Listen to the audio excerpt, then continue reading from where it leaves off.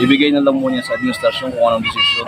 Pangit na tapos ng ano niya ang termino niya, nangingialam pa rin sa akin. Payag po ba kayo na ihiwalay ang Mindanao sa Pilipinas? No, kasi mawawala yung Luzon, Visayas, and Mindanao. Hindi po. Kasi part na po yun ng Pilipinas. Kaya nga may Luz Biminda po tayo. Okay naman si Bongbong Marcos kasi siya talaga yung binoto ko. Kaya hindi na naman natin pwede siyang pababain sa pwesto niya. Sino po yung binoto nyo nung last election for president? Bakit kailangan tayo sagutin? Actually, si Mayor Isko. Mayor Isko. Yeah. O yun. Next question ko, ma'am. Mayroon po kasing nananawagan na mayor na bumaba na lang daw sa pwesto si PBBM. Ano po yung opinion nyo dito, ma'am? I think, binoto na siya ng tao let him serve na. Give chance na lang natin. Okay. Okay. Thank you, ma'am. Next question ko, ma'am. Payag po ba kayo na ihiwalay ang Mindanao sa Pilipinas? No, kasi mawawala yung Luzon, Visayas, and Mindanao. And nagre-representative yan ng Philippines. Ay, sino po yung binoto nyo nung last election for president?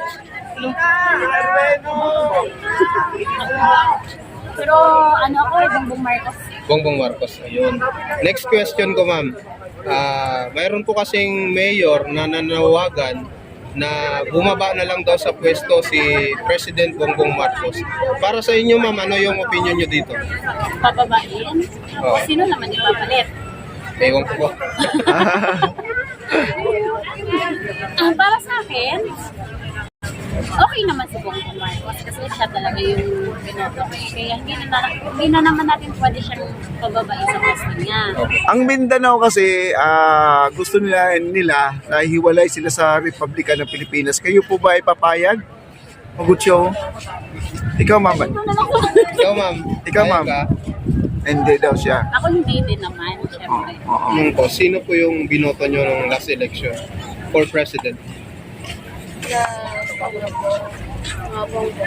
Bongbong. Bongbong ma'am. So, next question ko, ma'am. Mayroon kasing mayor na mag-resign na lang daw si PBBM. Ano po yung opinion nyo dito? Depende po sa opinion niyo. May kanya-kanya naman po tayo kasing opinion. Opo. Bali sa opinion ko po kasi, parang ano pa lang po siya sa part na nag-umpisa pa lang po siya para pag-ulit.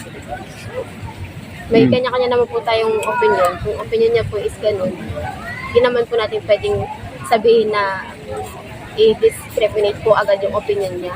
Kasi opinion niya po. So, next question ko, ma'am. Payag po ba kayo na ihiwalay ang Mindanao sa Pilipinas? Hindi po. Kasi part na po yun ng Pilipinas. Kaya nga may Luz Biminda po tayo.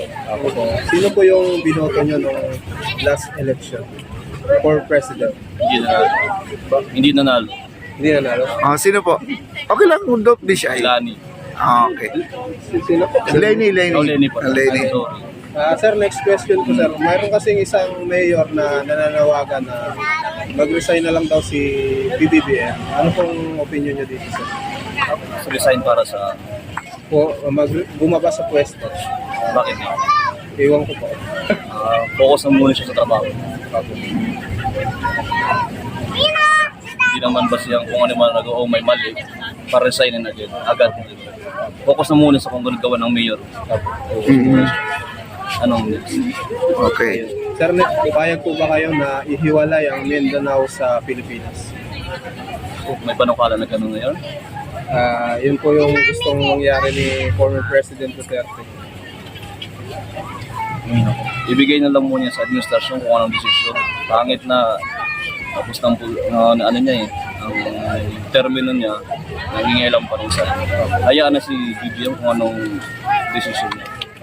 Tapos, pangit ihiwalay pang Mindanao. Focus lang kung paano matulungan ng mga Pilipino. Huwag na muna ng ganyan-ganyan. Meron pong isang mayor nagsasabi po na pababain sa pwesto si PBBM. Ano po ang opinion nyo? Sa akin okay lang naman di bumaba eh. Okay lang hindi siya bumaba. Bakit po? Parang okay naman eh. Okay naman ang... Gawa naman yung trabaho niya sir. Ginagawa niya ang trabaho. Sa akin lang, ayaw ko sa akin. Opinion mo yan. Opinion ko po yun. Ang opinion mo, pwede siyang hindi bumaba kasi maganda naman ang kanyang ginawa. Sa opinion ko. Yun ang opinion nyo.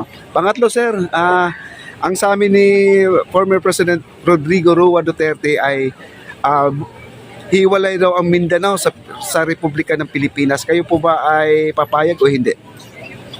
Sa akin sir, hindi sir eh. Kasi kasama na sa Pilipinas yung Mindanao. Paano hindi wala? Ayun. Nung una pa lang, kasama na yun. Bakit tayo wala ito? Maliit ka pa lang, nandyan na yan. Pilipinas na yun. Kasama na yun. Isang bansa na yun sir.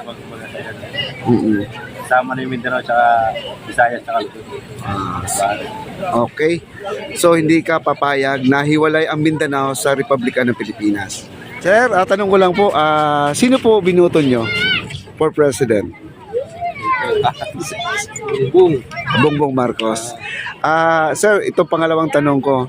Merong isang mayor na gusto pababain si President Bongbong Marcos sa pwesto. Ano po opinion nyo doon? Sumagan yan eh.